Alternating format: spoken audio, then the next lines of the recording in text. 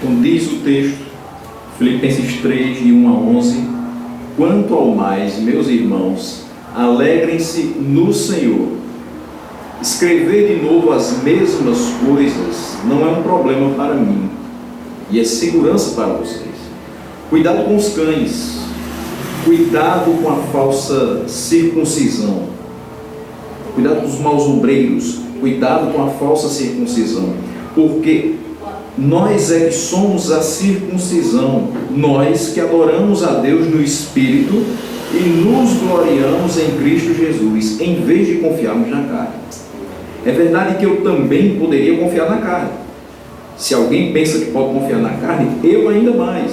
Eu fui circuncidado no 8º dia, sou da linhagem de Israel, da tribo de Benjamim, hebreu de hebreus, quanto à lei fariseu, quanto ao zelo perseguidor da igreja, quanto à justiça que há na lei, irrepreensível. Mas o que para mim era lucro, isto eu considerei perda por causa de Cristo.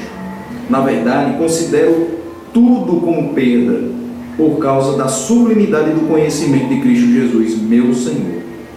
Por causa dele perdi todas as coisas, e as considero como lixo, para ganhar a Cristo e ser achado nele, não tendo justiça própria, que procede de lei, mas aquela que é mediante a fé em Cristo, a justiça que procede de Deus baseada na fé.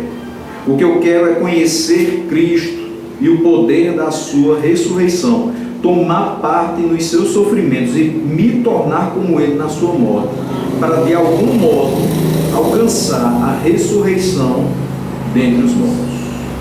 Vamos orar?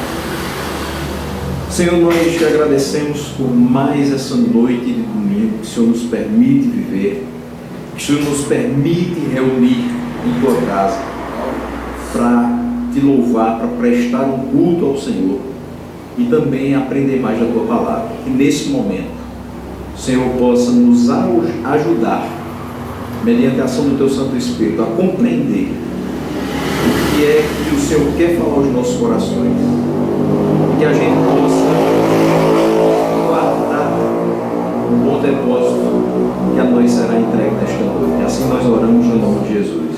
Amém.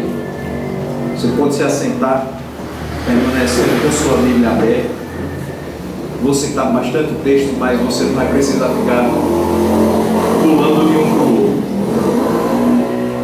Meus irmãos, aqui é muito interessante, porque esse texto ele é uma continuação daquilo que Paulo já falou no capítulo 2. É por isso que ele diz: quanto ao mais, meus irmãos.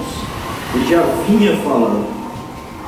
Ele falou sobre ele dá uma exortação ao amor fraternal e à humildade no começo do capítulo 2, mostrando que nós precisamos considerar os outros superiores a nós mesmos.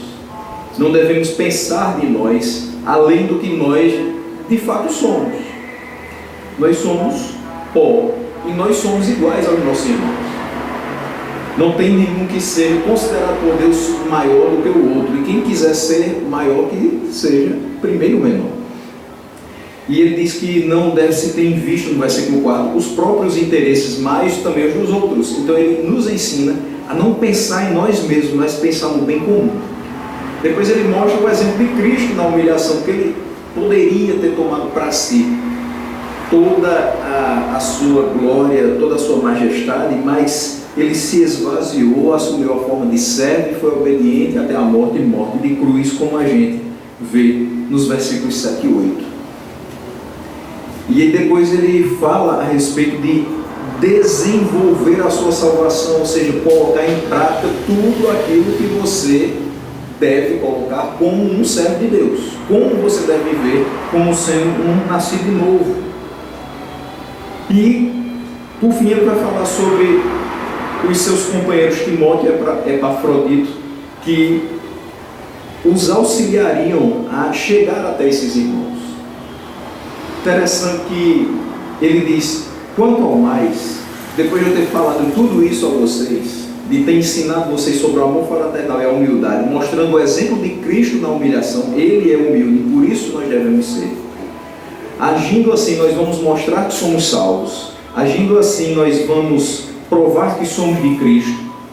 e mais alguns companheiros meus estarão fornecendo informações a vocês para que vocês continuem caminhando na verdade.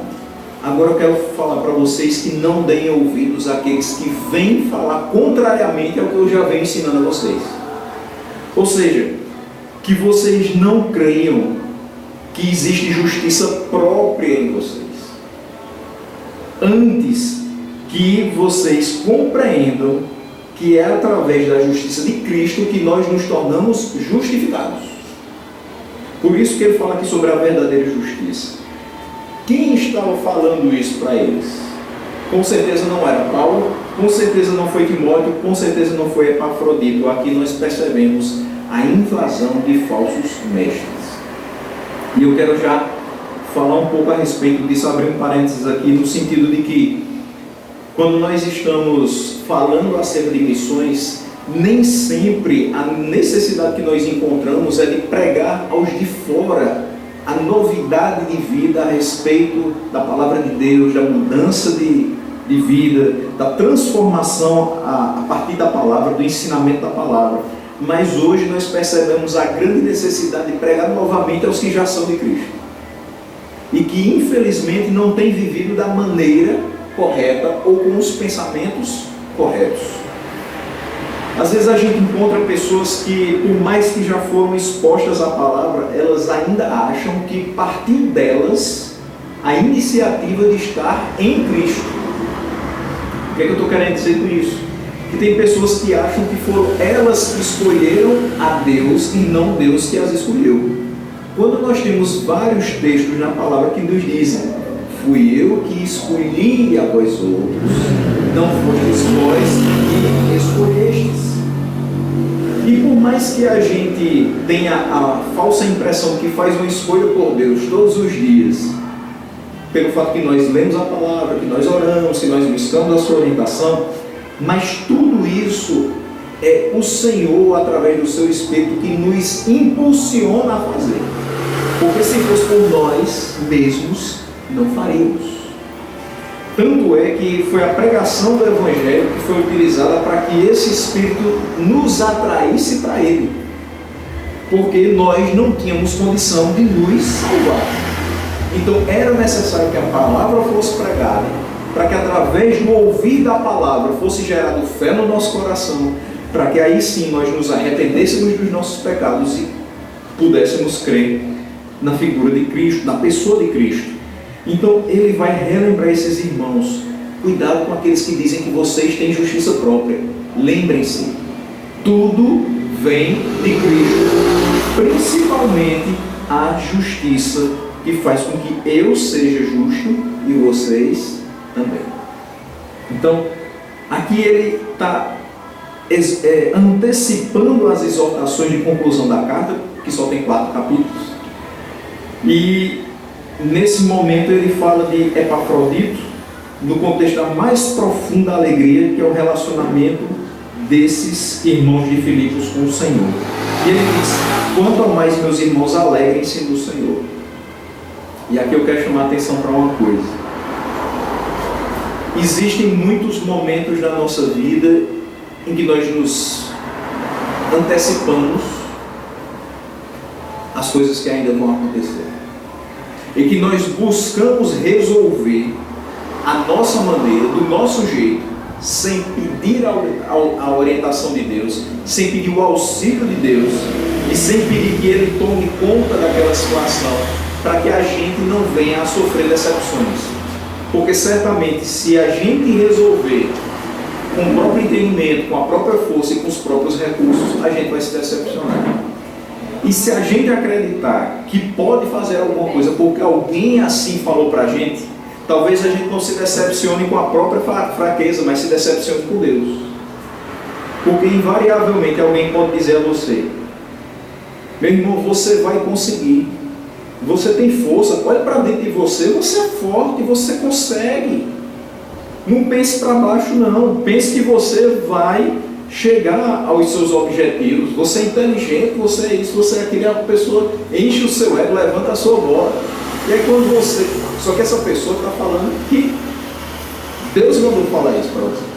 Aí você fica naquela confiança, e aí quando você não consegue, você se frustra. Mas se frustra com quem? Com Deus, porque foi Deus que disse que você podia, não foi. Mas, infelizmente, foi isso que foi falado.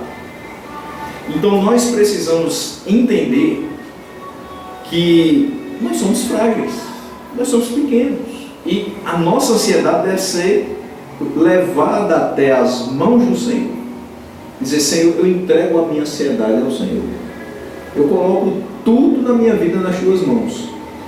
E por que nós devemos entregar as nossas ansiedades, lançar sobre Ele as nossas ansiedades? Porque nós sabemos que Ele tem cuidado de nós. Por isso nós podemos nos alegrar no Senhor, porque nos momentos em que nós pensamos demais no que vai acontecer amanhã, Ele já está lá. Então eu posso me alegrar no Senhor, porque Ele já está lá.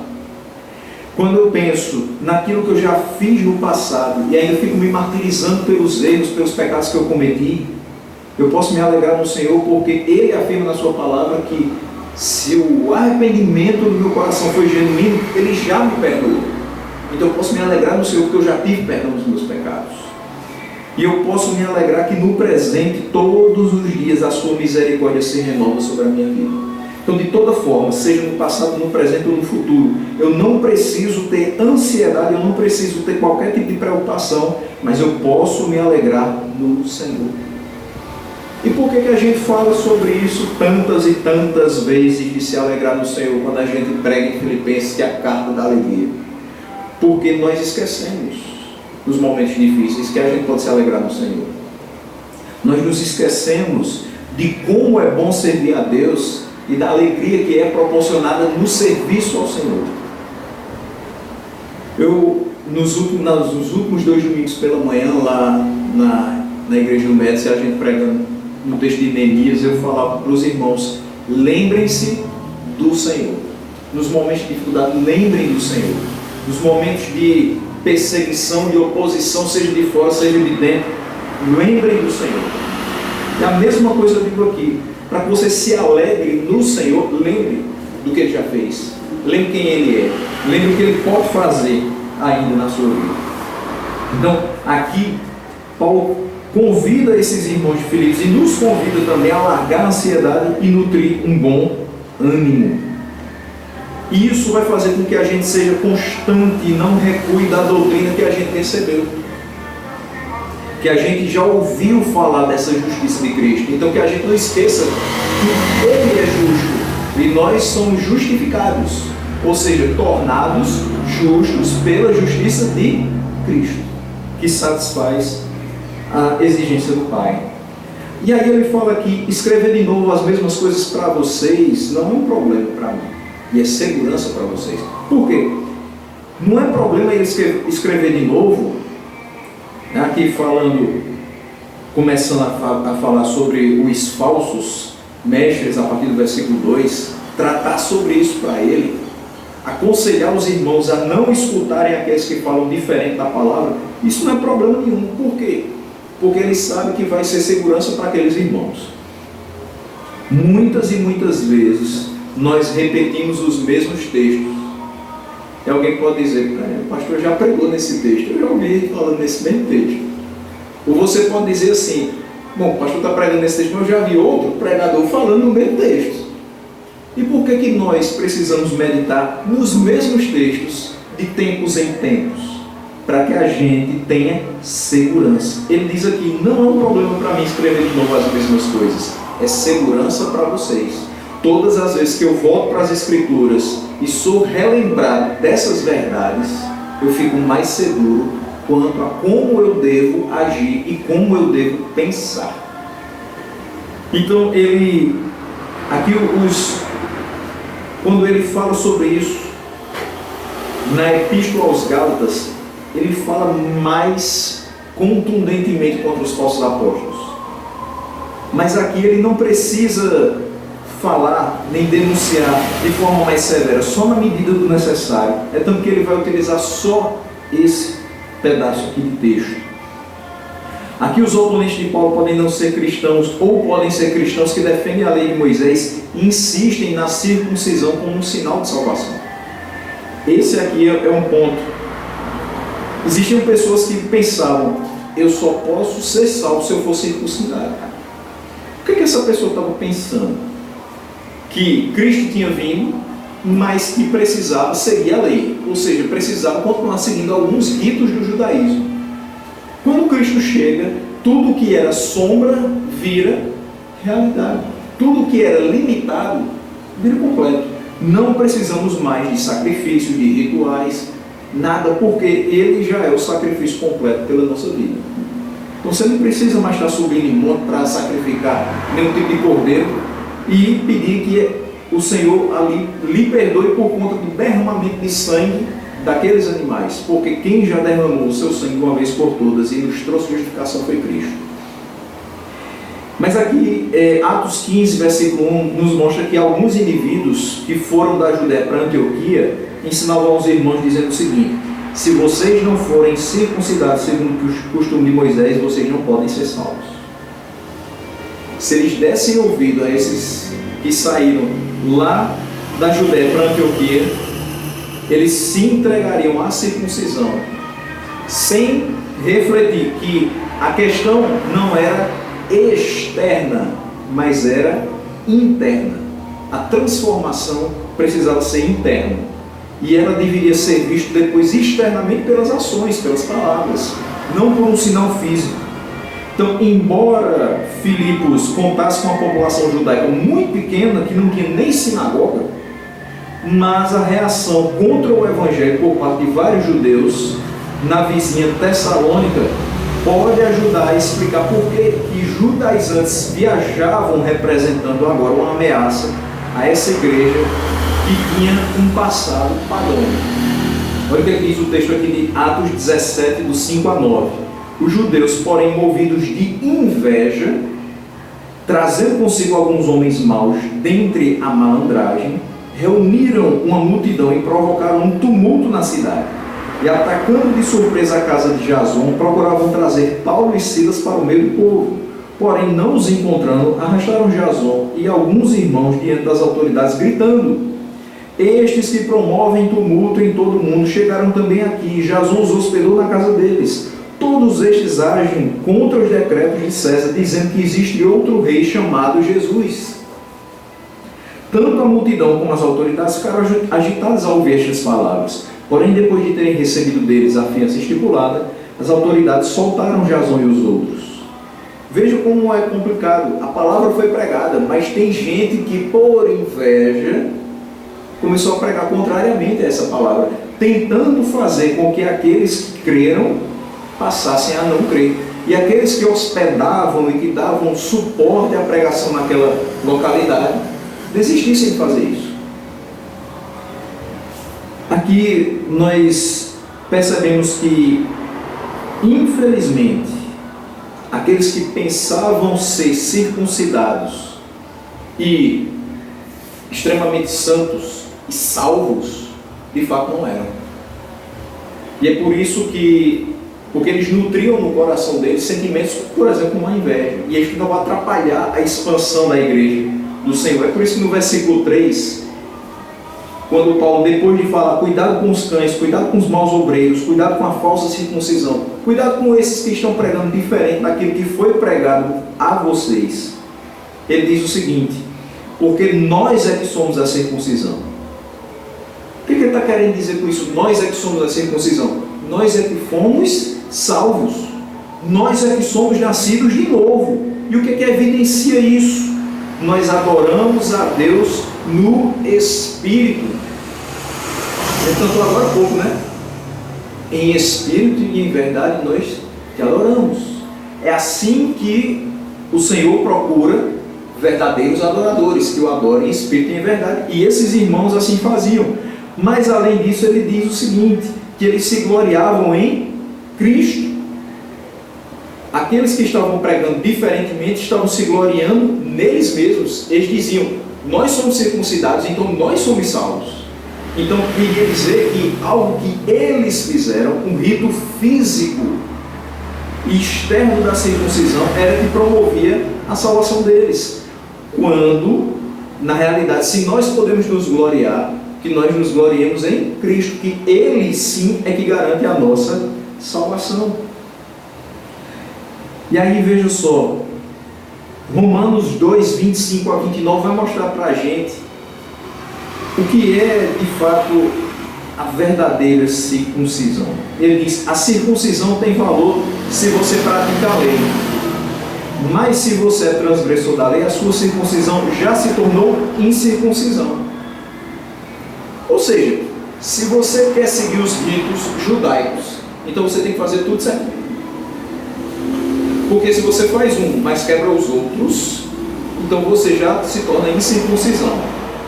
Isso é mais ou menos o que é dito em Tiago, que se você quebra um dos mandamentos, você é réu de todos. Então, se você quer viver pela lei, viva pela lei. Se você quer ser salvo pela lei, então viva pela lei. Mas como você sabe que não pode ser salvo pela lei, então viva por Cristo.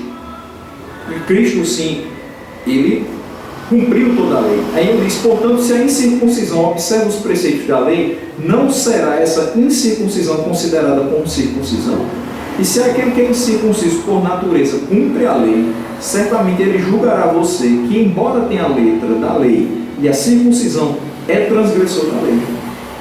Porque não é o judeu quem o é apenas exteriormente, nem é circuncisão a que é somente na carne.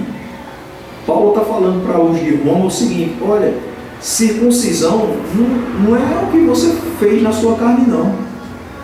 Circuncisão, que hoje nós consideramos o batismo, é o que substitui a circuncisão, ou seja, é o selo do novo nascimento. Você está ali confessando a todos que você crê em Cristo, que você professa fé em Cristo e que você nasceu de novo. Isso não é mostrado por um corte na sua carne. Ele vai dizer: porém, judeu é aquele que o é interiormente, e a circuncisão é a do coração. O que tem que ser transformado não é uma marca na sua carne, mas é o seu coração, que agora vai viver pelo Espírito e não segundo a letra, ou seja, não segundo a lei, e cujo louvor não procede de seres humanos, mas de Deus. Quem vai dizer que você é salvo? São os seres humanos? Não, é Deus que vai dizer que você é salvo pela forma como você creu no Filho dele e você confiou que a morte dele foi válida para você. Então, aqui você percebe, a verdadeira circuncisão é a do coração. Os gentios podem ter essa circuncisão espiritual. Então a salvação não pertencia somente aos judeus. A salvação pertence a todo aquele que nele crê. E é por isso que ele mostra: meus irmãos, circuncisão não são eles, nós somos. Nós que nem somos da linhagem naturalmente, porque Paulo pregava muito aos gentios, ele diz: nós somos circuncisão por quê? Porque é uma circuncisão espiritual. É uma outra maneira de se referir àqueles irmãos como sendo o verdadeiro Israel. Quando ele diz: nós nos gloriamos em Cristo em vez de confiar na carne. Quando ele diz aqui a respeito disso, nós não temos confiança na carne. Sobre o termo carne, ele inclui tudo quanto é de gênero externo, no qual o indivíduo se prepara para a glória, como transparecerá do contexto. Veja só, eu não posso me gloriar em qualquer coisa desse mundo. Eu não posso dizer: eu fui salvo porque eu sou rico. Eu não posso dizer: eu fui salvo porque eu sou bom. Eu fui salvo porque eu sou piedoso. Não. Nada exterior pode nos trazer a confiança de ser salvos, a não ser Cristo. Então ele expressa aqui em poucas palavras, ele dá o nome de carne a tudo quanto é separado de Cristo. Ele diz: nós nos gloriamos em Cristo em vez de qualquer outra coisa fora dele. É isso. E assim ele reprova aqueles que são zelosos da lei. Por quê? Porque eles não são satisfeitos em Cristo e eles recorrem a justificativas para a glorificação à parte de Cristo. Como é que você vai viver como é que você vai se justificar e como é que você chegará à glorificação à parte de Cristo? Não existe salvação em nenhum outro nome, porque debaixo dos céus nenhum outro nome há dado entre os homens pelo qual importa que nós sejamos salvos. Nos versículos 4 a 6, ele vai mostrar 7 qualidades da sua linhagem, de Paulo, quando ele estava sob a lei, que ele podia dizer o seguinte: olha, é verdade que eu também poderia confiar na carne. Ele começa assim o versículo 4: se fosse para mim confiar, eu poderia. Por quê? Porque eu fui circuncidado no 8º dia. Isso era correto, segundo a lei. Onde é que a gente vai achar isso? Gênesis 17, 12. O menino que tem 8 dias será circuncidado entre vocês. Todos do sexo masculino nas suas gerações devem ser circuncidados. Também o escravo nascido em casa e o comprado de qualquer estrangeiro que não for da sua linhagem. Então, era válido para todos do sexo masculino. Ele foi circuncidado no 8º dia. Então, segundo a lei, está bem. Mas ele segue dizendo agora a segunda questão. Ele diz: eu sou da linhagem de Israel. De fato, ele é da linhagem de Israel. E ele vai acrescentar uma terceira questão, que tem a ver com essa segunda. Ele diz: eu sou da linhagem de Israel e da tribo de Benjamim. Paulo pode ter recebido o seu nome, que nós sabemos que é Saulo, em homenagem ao rei Saul, que também era da tribo de Benjamim. Olha um texto que nos ajuda com isso. 1 Samuel 9, 1 e 2. Havia um homem de Benjamim, cujo nome era Quis, filho de Abiel, filho de Zeró, filho de Becorate, filho de Afias, benjamita, dono de muitos bens. Esse homem era o pai de Saul. Ele tinha um filho chamado Saul, moço e tão belo, que entre os filhos de Israel não havia outro mais belo do que ele. Dos ombros para cima, ele sobressaía a todo o povo. Ele era tão alto que todo mundo daquele povo batia do ombro para baixo dele. Então, ele olhava tudo por cima e ele tinha aparência.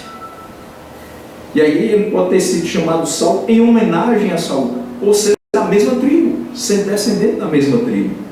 Mas se isso fosse pouco, ele ainda vai acrescentar uma quarta questão. Ele vai dizer: eu sou hebreu de hebreus. Além disso, ele vai dizer: quanto à lei, eu era fariseu. Sobre essas duas questões, depois da divisão de Israel em reinos do norte e do sul, Benjamim acompanhou Judá e permaneceu leal até a dinastia de Davi. Ele vai dizer aqui, 1 Reis 12, 21, quando Roboão chegou a Jerusalém, reuniu toda a casa de Judá e a tribo de Benjamim, 180.000 homens escolhidos, treinados para a guerra, para lutar contra a casa de Israel, a fim de restituir o reino a Roboão, filho de Salomão. Ele é dessa linhagem de guerreiros, de fortes. E a vida de Paulo foi de uma obediência minuciosa à lei. Mas essa obediência dele era quanto à Torá, mas também quanto às tradições judaicas associadas à Torá.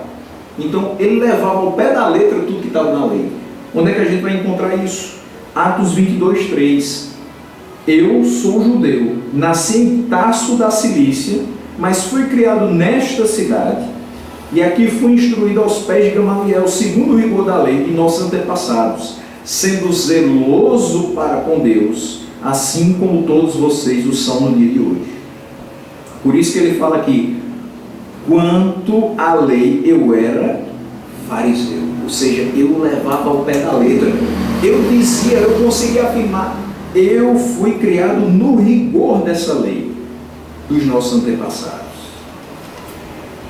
Mas aí ele vai acrescentar uma sexta questão, que ele tinha como qualidade sua, mas infelizmente a gente percebe que não é uma qualidade. Ele vai dizer: quanto ao zelo perseguidor da igreja. Ele quer dizer, se justificar, que a perseguição que ele vai empreender contra a igreja era por conta do zelo da palavra de Deus, por cuidado da palavra de Deus. Então ele perseguiu os cristãos. Então, embora tragicamente errada, a perseguição do povo de Cristo realizada por Paulo expressava zelo pela glória de Deus. Romanos 10:2, porque dou testemunho a favor deles, de que tem zelo por Deus, porém não com entendimento. Ele queria dizer, esses que eu persigo é porque eles até têm zelo por Deus, mas eles não entendem. Eles estão deturpando esse zelo. Mas ele finaliza no versículo 6 dizendo, quanto à justiça que há na lei, eu era irrepreensível. Essa não é uma afirmação de ausência de pecado. Ele não está dizendo que nunca pecou. Mas ele está dizendo aqui que ele era fiel de maneira geral à forma de viver que era prescrita no Antigo Testamento. Então ele podia dizer o seguinte, de modo geral, tudo que está no Antigo Testamento eu fazia. Então, segundo a lei, eu era irrepreensível. A obediência exterior de Paulo à lei era honrável, mas a sua confiança resultante era o pior dos pecados. Por quê? Eu posso dizer, ele era obediente à lei até o ponto em que um homem pode ser, segundo as suas limitações. E isso é louvável. Só que a autoconfiança que gerava nele é pecaminosa. A partir do momento que você diz assim, Deus tem que me abençoar porque eu sou obediente, começou a entrar errado. Quando você diz assim, as pessoas têm que fazer da maneira que eu faço, viver da maneira que eu vivo. Por quê? Porque eu louvo a Deus, eu sou fiel a Deus e não tem ninguém que seja fiel a Deus como eu. Essa autoconfiança passa a se tornar uma arrogância, passa a se tornar uma presunção, e isso é pecaminoso.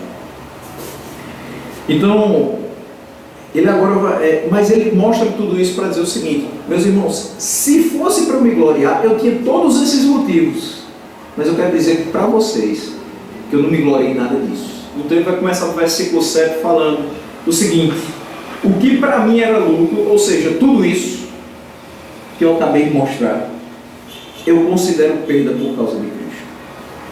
Paulo não está pensando nas suas transgressões da lei, mas na sua obediência aos mandamentos da lei. Considerar perda era o seguinte, ele está dizendo o seguinte, a decisão era mais significativa, porque pelo menos em parte representa a virtude a qual ele renuncia. Ele está dizendo o seguinte, olha, eu renuncio a todas essas virtudes, porque eu sei que nada disso garantiu a minha salvação. A justiça que há em mim é a justiça de Cristo. Então tudo isso eu considerei como perda, por causa de Cristo. Porque se eu ficasse me garantindo nas minhas virtudes, eu esqueceria que Cristo é que me salvou. Então Paulo compreende agora que quanto mais nobre for a linhagem de alguém, quanto mais elevadas forem as suas realizações, maior será a tentação ao orgulho e à autoconfiança. Isso acontecia com vários irmãos judeus. Sobre uma linhagem nobre, eu sou da linhagem de Israel, eu sou da tribo de fulano e tal. E aí eles tinham orgulho por isso e a autoconfiança de dizer, eu vou ser salvo por conta da minha linhagem.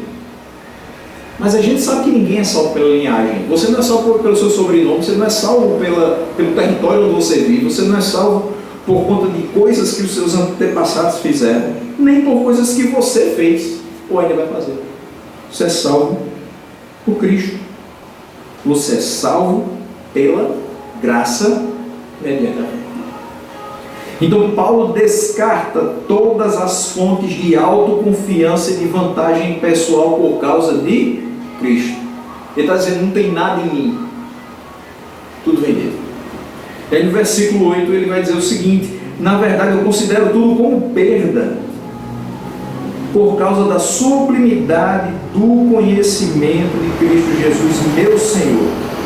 Por causa dele, perdi todas as coisas e as considero como lixo, como refúgio, para ganhar a Cristo e ser achado nele, não tendo justiça própria, que procede de lei, mas aquela que é mediante a fé em Cristo, e a justiça que procede de Deus, baseada na fé.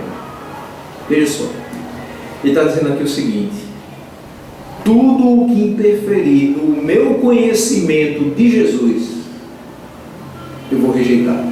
Tudo o que interferir no meu crescimento espiritual, eu vou rejeitar. Eu preciso conhecer a Cristo, e conhecendo a Cristo, eu preciso me gloriar nele. Entender que foi Ele que me salvou, e não meus atos, e não meu conhecimento. Versículo 9 vai falar de justificação. Versículo 10 de santificação. E o versículo 11 de glorificação. E aqui a gente já está caminhando para a parte final dessa meditação. Veja comigo. Ele diz: para ganhar Cristo e ser achado nele, não tendo justiça própria.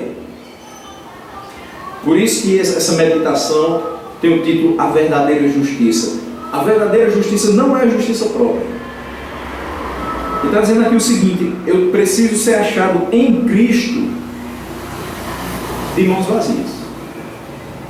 Porque se eu disser, Senhor, está aqui, minha justiça, o que é que você fez de justo para ser salvo por Deus? Você olha para Isaías e você percebe que os seus melhores atos de justiça são como o trapo da imundícia. Então qual é a justiça que você tem nas mãos para dizer, Senhor, eu mereço ser salvo? Nenhum. Por isso que ele diz, eu preciso ser achado nele, não tenho justiça própria. Esqueça o que você fez. Deus vai olhar para você, olhando para Cristo e a sua justiça. Ela é a verdadeira justiça. Ele imputa a sua justiça em nós, para que nós pudéssemos ser novas criaturas. Ele diz, não a justiça própria que procede de lei, ou seja, não alguma vantagem que eu consegui por cumprir a lei, até porque não se consegue se cumprir a lei totalmente. Ele diz, mas aquela justiça que é mediante a fé em Cristo, a justiça que procede de Deus baseada na fé. Eu creio que o que ele fez na cruz do Calvário foi em meu favor. Eu me aproprio das bênçãos obtidas na cruz do Calvário pela fé. E isso me faz compreender o que de fato é justificação. Eu sou pecador, eu sou falho, eu sou pequeno, mas meus pecados foram perdoados pelo sangue de Cristo que foi derramado na cruz. Até porque sem derramamento de sangue não haveria remissão de pecados. Então Ele verte o seu sangue para que eu seja perdoado. Cristo é o objeto da fé. Veja Gálatas 2,16. Sabendo, contudo, que o homem não é justificado por obras da lei, sim mediante a fé em Jesus Cristo, também temos crido em Cristo Jesus, para que fôssemos justificados pela fé em Cristo, e não por obras da lei, pois por obras da lei ninguém será justificado. Ele diz, agora que ele confia somente em Cristo, ele abandonou toda a sua confiança nas próprias credenciais. O que ele falou no versículo 7 e no versículo 8. Tudo que eu apresentei a vocês no versículo 5 e no versículo 6, eu abandonei. Todas essas credenciais, eu não tenho nenhuma confiança nelas. Então a fé é o instrumento e não o fundamento da justificação. Paulo declara que a justificação é mediante a fé e não por causa da fé. Não é que você tem fé e aí Cristo te justifica. Não, você é justificado e aí você tem fé para crer nessa justificação.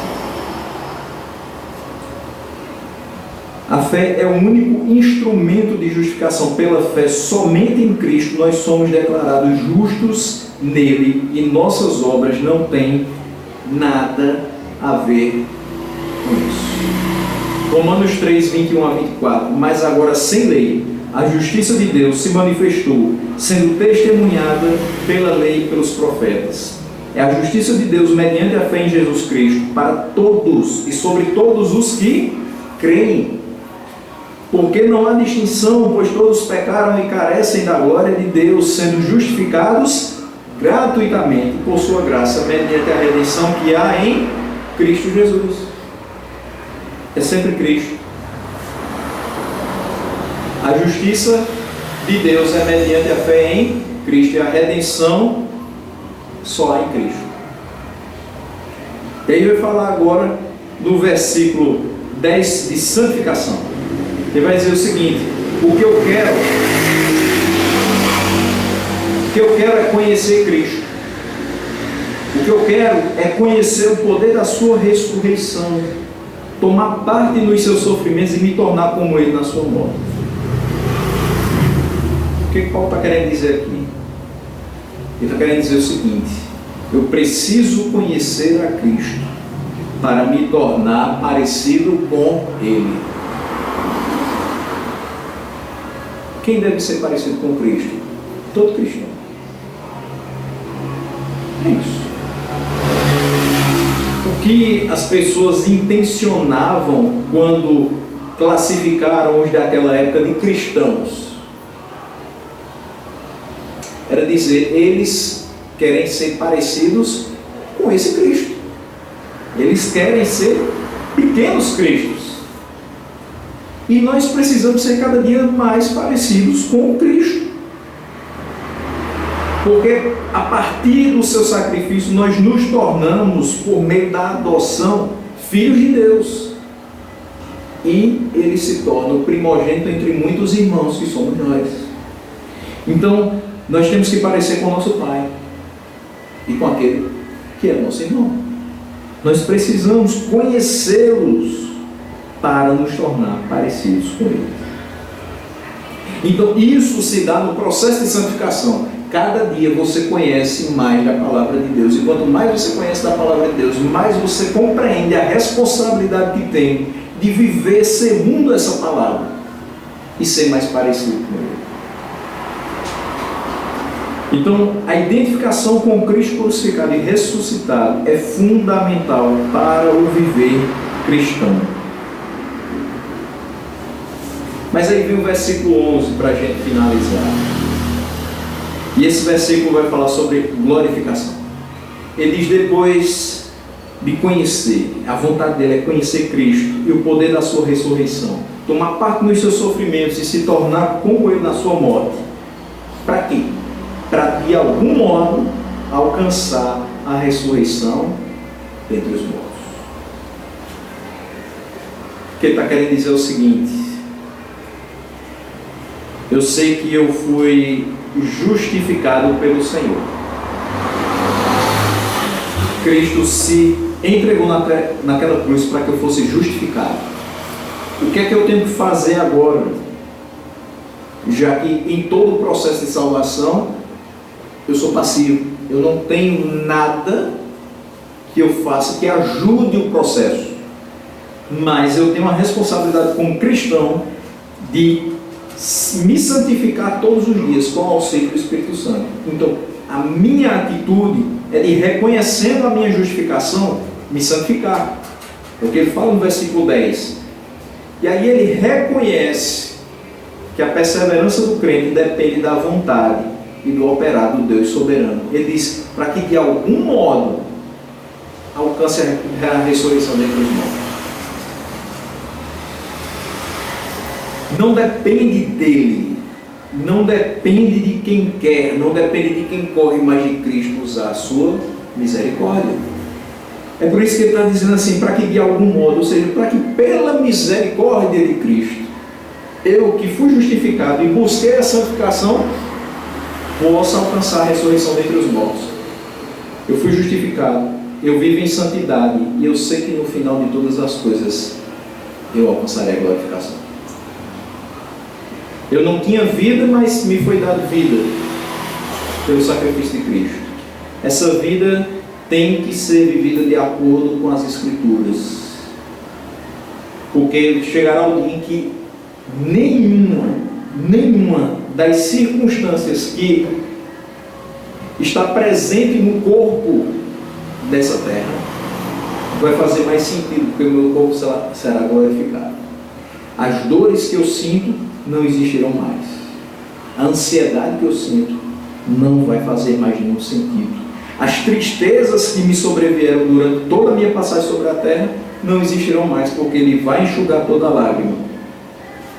E eu não estarei mais sujeito ao poder do pecado. Ele está dizendo aqui o seguinte: meus irmãos, nós precisamos compartilhar o sofrimento de Cristo e nos preparar para compartilhar a sua glória na ressurreição dos mortos. Enquanto nós estivermos aqui, precisamos sofrer pelo nome de Cristo, para expandir a sua palavra, para fazê-lo conhecido, para que outros possam se dobrar a Ele, se reconhecerem justificados, buscarem a santificação, para que no último dia todos sejam ressuscitados e glorificados. Quero terminar com o texto de João, Evangelho de João, e aí você pode sair do texto e abrir junto comigo. Evangelho de João, capítulo 6. E que você vá lá para o versículo 37 até o versículo 39.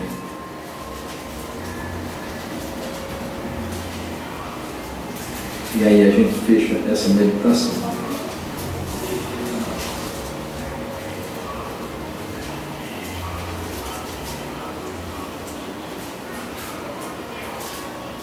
Para que a gente veja justamente sobre a questão da ressurreição. João 6, 37 a 39 nos diz o seguinte: todo aquele que o Pai me dá, esse virá a mim. E o que vem a mim, de modo nenhum o lançarei fora. Porque eu desci do céu, não para fazer a minha própria vontade, mas a vontade daquele que me enviou. E a vontade de quem me enviou é esta: que eu não perca nenhum de todos os que Ele me deu. Pelo contrário, eu o ressuscitarei no último dia.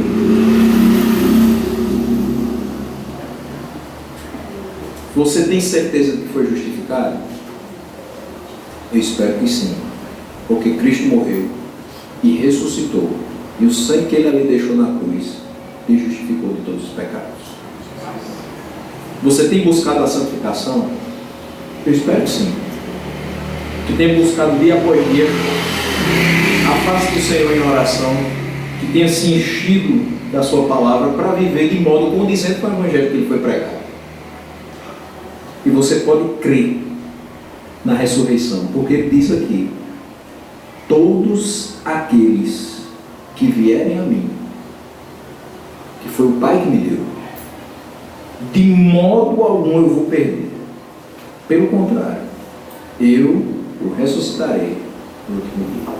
Então tenha certeza, você vai ressuscitar e você vai receber um corpo glorificado, e não somente terá vida, mas vida eterna. É nisso que nós cremos, e é esperando por isso que nós vivemos.